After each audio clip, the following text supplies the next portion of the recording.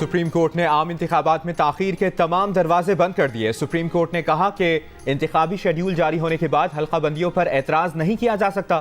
Justice सरदार तारिक की सरबराही में 3 रुकनी bench का कोयटा की 2 सूबाई नशिस्तों पर हल्का बंदियों के खिलाफ अपील पर हुक्म। सुप्रीम कोर्ट ने बलूचिस्तान हाई कोर्ट का इलेक्शन कमीशन की हल्का बंदी तब्दील करने का फैसला कलअदम करार दे दिया। इलेक्शन कमीशन की अपील मंजूर।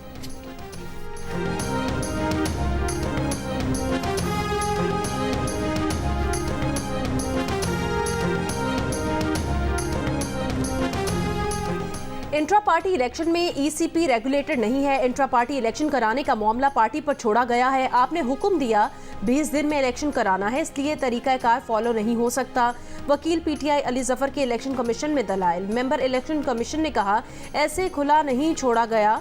कहा गया कि इलेक्शन पार्टी आइन के मुताबिक कराए। अली जफर ने कहा कि इलेक्शन कमीशन का फैसला है, जो पार्टी का कानूनी मेंबर ना हो वो एतराज नहीं कर सकता। चीफ इलेक्शन कमिश्नर ने कहा आप कहना चाहते हैं कि दरखास्त गुजार पार्टी मेंबर नहीं।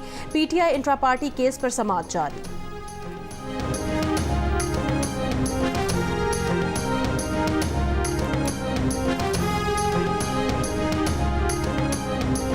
रावलपिंडी की खुसूसी अदालत का एंटी करप्शन केस में फव्वाद चौधरी को रिहा करने का हुक्म। अदालत का फव्वाद चौधरी की जमानत मंजूर करते हुए 2 लाख रुपए के जमानती मुचलके जमा कराने का हुक्म। एंटी करप्शन पुलिस ने फव्वाद चौधरी को गिरफ्तार करके जुडिशल रिमांड पर जेल भेजा था। बलूचिस्तान के शिमाली इलाकों में सर्दी की शिद्दत बढ़ गई। कोयटा में पारा -3 डिग्री तक गिर गया। कल्लात में कम से कम दर्जा हरारत -5 डिग्री रिकॉर्ड। पंजाब के मैदानी इलाकों में शदीद धुंध। लाहौर, सियालकोट, फैसलाबाद और मुल्तान से गुजरने वाली मोटरवेज ट्रैफिक के लिए बंद। लोधरा के करीब मुसाफिर बस और ट्रेलर में टक्कर, 3 मुसाफिर जख्मी। लाहौर और कराची की फजाई आलूदगी में मामूली कमी।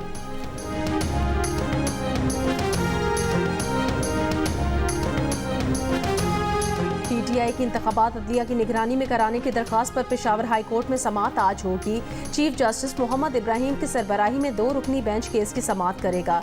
मुल्क भर में इंतखाबात के लिए आरओज डीआरओज की तरबियत का अमल जारी है।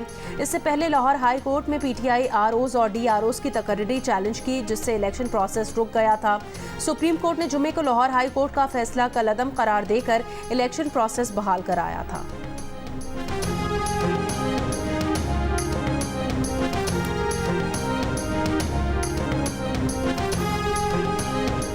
तर्जुमान बानी पीटीआई उमैर न्याजी ने कहा है कि तौहीन अदालत का बाकायदा नोटिस अभी तक नहीं मिला। तौहीन अदालत से मुतालिक सुप्रीम कोर्ट का ऑर्डर पढ़ा है। सुप्रीम कोर्ट ने वजाहत तलब की, इसका बाकायदा जवाब दाखिल करेंगे। अडियाला जेल के बाहर जियो न्यूज़ गुफ्तगू में उमैर न्याजी ने कहा कि हमारी पिटीशन इलेक्शन में ताखीर के लिए नहीं थी, हम लेवल प्लेइंग फील्ड चाहते हैं।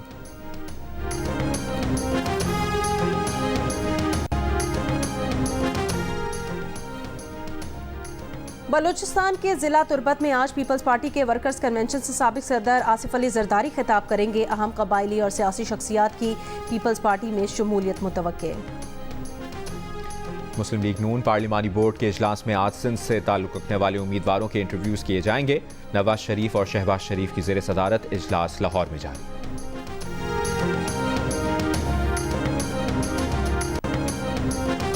गजा के नसायरत पनागुज़ीन कैंप में इसराइली बमबारी, एक ही खानदान के 10 अफराद समेत 25 फ़लस्तीनी शहीद। शोहदा में एक खातून सहाफ़ी भी शामिल। गुज़श्ता रोज़ जबालिया पर हमले में 90 फ़लस्तीनी शहीद, 100 के करीब जख्मी हुए। कमाल अदवान अस्पताल की तबाही के बाद इसराइल के अल नसर चिल्ड्रन अस्पताल पर गोलाबारी, बच्ची शहीद, 3 फ़लस्तीनी जख्मी। अल उदा अस्पताल के डायरेक्टर को इसराइली फ़ौज ने अब तक रिहा ना किया। जबालिया से हिरासत में लिए गए मेडिकल वर्कर्स से तौहीन आमेज सलूक। फ़लस्तीनी वज़ारत सेहत का आलमी बरादरी से फौरी मुदाखलत का मुतालबा। कहा इसराइल गजा का निज़ाम सेहत मुकम्मल ख़त्म करना चाहता है। सलामती काउंसिल में गजा जंगबंदी की एक और करारदाद आज पेश की जाएगी।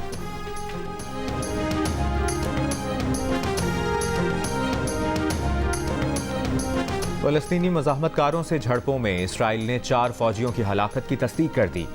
एक टैंक भी तबाह। इसराइली अखबार का कहना है कि इसराइली एजेंसी मोसाद के सरबराह को सालिसों से मुज़ाकरात शुरू करने के लिए ग्रीन सिग्नल मिल गया। अमरीकी वज़ीर दिफा आज इसराइल का दौरा कर रहे हैं। बरतानवी अखबार का कहना है कि लॉयड ऑस्टिन के दौरा मशरिक़ वस्ता में बहराए अहमर प्रोटेक्शन फोर्स की तौसी का ऐलान किया जाएगा। पाकिस्तान और न्यूजीलैंड की विमेन टीमों के दरमियान 3 मैचों की सीरीज का आखिरी वनडे क्राइस्टचर्च में खेला जा रहा है। न्यूजीलैंड ने 8 विकेटों पर 251 रन बनाए। हदफ के ताकुब में पाकिस्तान विमेन टीम की बैटिंग जारी। मेजबान टीम को सीरीज में 2-0 की फैसलाकुन बरतरी हासिल।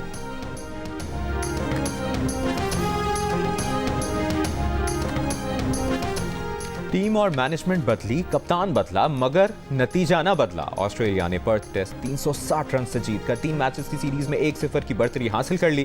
दूसरा टेस्ट 26 दिसंबर से मेलबर्न में शुरू होगा। बड़े मार्जिन से शिकस्त पर शायकीन और क्रिकेट पंडित मायूस। टेस्ट क्रिकेटर इफ्तिखार अहमद का कहना है कि वो जमाने चले गए जब दिन भर बैटिंग करके 250 रन बनते थे। अब 90 ओवर्स की बैटिंग के बाद बोर्ड पर 400 रन लगते हैं। ऑस्ट्रेलिया में कामयाबी के लिए सोच को बदलना जरूरी है।